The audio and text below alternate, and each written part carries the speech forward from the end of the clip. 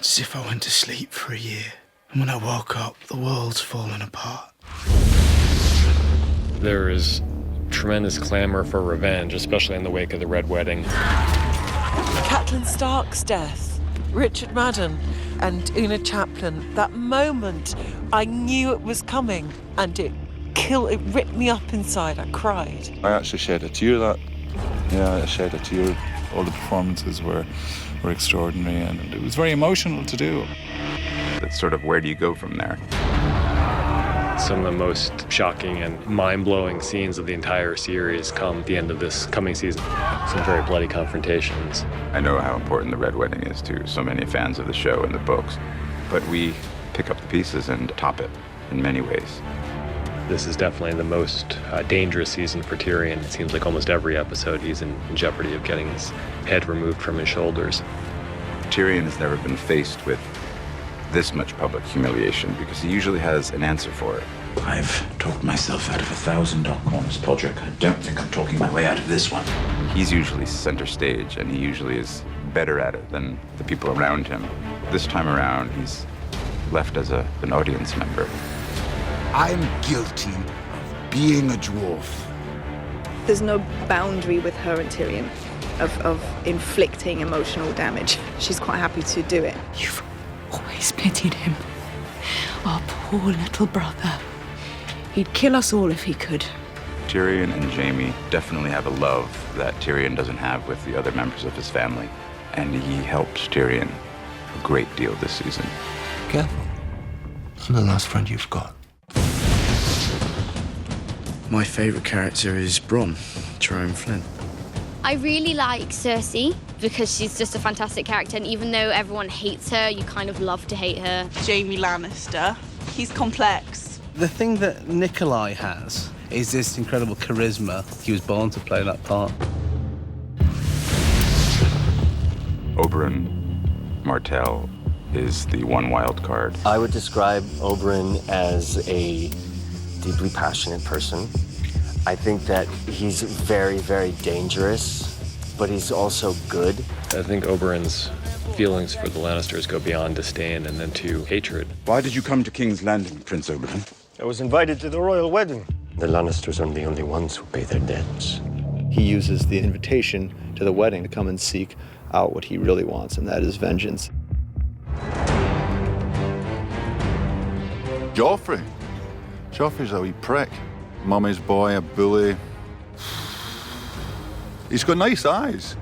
I feel like Jack, the actor, has an abundance of redeeming qualities. I feel like Joffrey, the character, less so. He's kind of always sits like squiffy on his chair. And he's like always picking it at the handle, and he's like, I am the king! Joffrey, I mean, clearly the last person on Earth you would want to have any kind of power. I broke Stannis on the Blackwater. Pity you weren't there to help, Uncle. My apologies, Your Grace. I was rather busy. Busy getting captured. It's the best fun to play such a hateful or hate-inspiring character. Just to get the reaction out of someone is it's very satisfying. It's nice to, make people hate you. A royal wedding is history. The time has come for us all to contemplate our history. In terms of the challenge of the wedding, it's the entirety of it. It's the totality of a massive scene which takes up about half the episode. It was like shooting a short film in itself, actually. I was shocked by the sheer scale. I really have never seen anything like that in Game of Thrones before. I would find it very hard that I would have a wedding ceremony replicated like that again in my career. It was majestic, it was shimmering, and it just looked pristine. I think that's what Joffrey likes. He likes something ostentatious and grand. The great thing about this show is they like to put you into atmospheres and into environments that conjure up certain feelings inside of you when you're playing the scenes out. Your imagination is kind of fueled, it's all there. My throne room is a mini tropical version of a Westeros throne room. That set is unbelievable.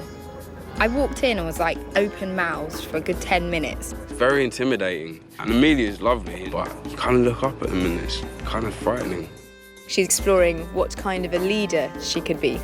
How can I rule 7 kingdoms if I can't control a single city? The cities that Dany has previously liberated are beginning to revolt because it's all well and good going in and cutting the tie and seemingly breaking people free, but if you don't leave them with any kind of a structure or any kind of a commander who shares the same morals and views as the person who liberated them, then it's a free-for-all. They can live in my new world or they can die in their old one. When the dragons were first born, they were adorable little babies and completely devoted to their mother, and they couldn't even eat without her. With each season, they grow, and with each season, they become a little bit more dangerous.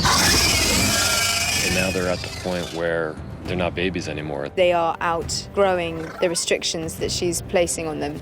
She's always feared it. I mean, for goodness sake, they're dragons. They've killed her enemies. What's going to stop them from killing anyone? Because they're dragons in a non-dragon world. They're dragons, Khaleesi. They can never be tamed. I think it's kind of a symbol of her losing control of herself and losing control of what she's doing. The thing that I got most excited about is Jon is not the same man from season to season. There's too much that's happened to him, too much that's gone on and that he's had to learn from. We find him in season 4. He's in a very bad place as far as how he feels he treated Ygritte and his honour because of that. Not only breaking his vows to the Night's Watch, but breaking his vows to her. He's in a lose-lose position, really. But he has to make good. You've done nothing wrong. I've done plenty wrong. He's reunited with Sam, which is a good thing, but their relationship's changed. Sam and Jon's relationship this year is as even and equal as it's ever been. There's more confrontation between them this season. Your wildling girl. She's one of the raiders. She's not my girl. Ah, but she was, wasn't she? It's a very different relationship we find themselves in, but still a loving one, still a caring one. And I think without Sam, Jon would crumble. Oh, that's an easy one. It involves prosthetics. No, it's a big man. Go back and find your clothes, Hodor. One of the most terrifying things I've ever had to do was the opening shot of season 3. They wanted to get this feeling of something being behind Sam and something in pursuit of Sam. So they decided the only way to achieve that effect was to chase me on a quad bike through the snow. And they had a guy running alongside saying, the only reason I'm here is if you fall over, I'll get the quad bike to stop. I went, thanks very much. I don't know what they're paying you, but it's not enough. Sometimes greeting CGI wolves is a strange experience. It's this big green sausage dummy shoved in your face and you have to treat it as if it's your lifelong pet and love it to bits. It's very odd. The most weird thing I've had to do this season is to bite off a man's ear and spit it in his face. First time I walked into the Castle Black set, I thought, oh my God, because until you step into it physically, when it comes out of your head and into the real world, it sends chills down your spine, really. Chopping off Theon Greyjoy's companion was probably quite OMG. When I read that, I was like, whoa, really? Every day on this show is an OMG moment, really, because there's always surprises in it. You're always in a really cool location, or you've got a great prop, or, the set is incredible.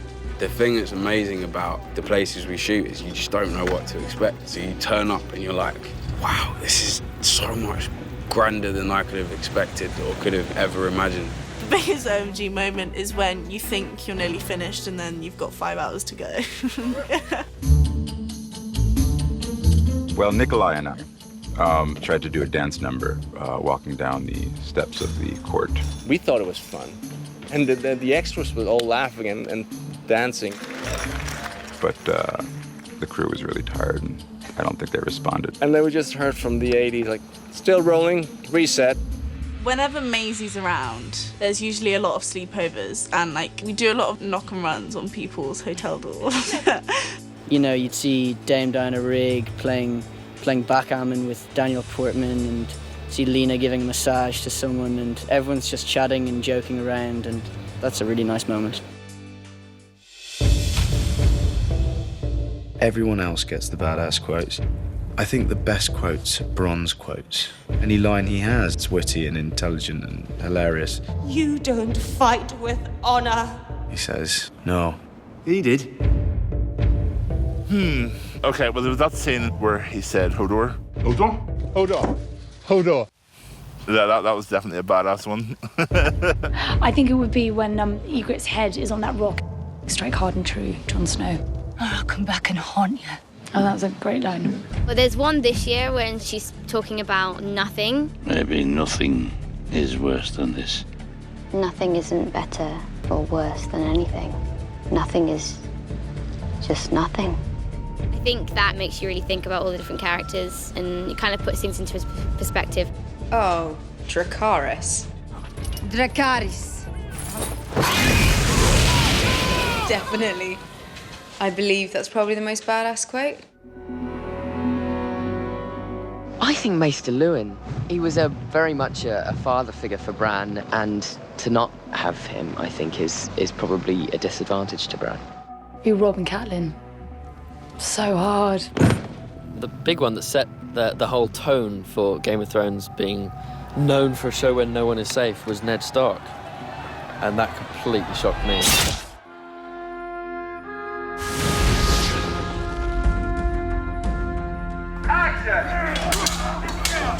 I think as in previous seasons, there's a build. I think what makes this season different is that things really get going much more quickly. It's more thrilling throughout than season 3 was.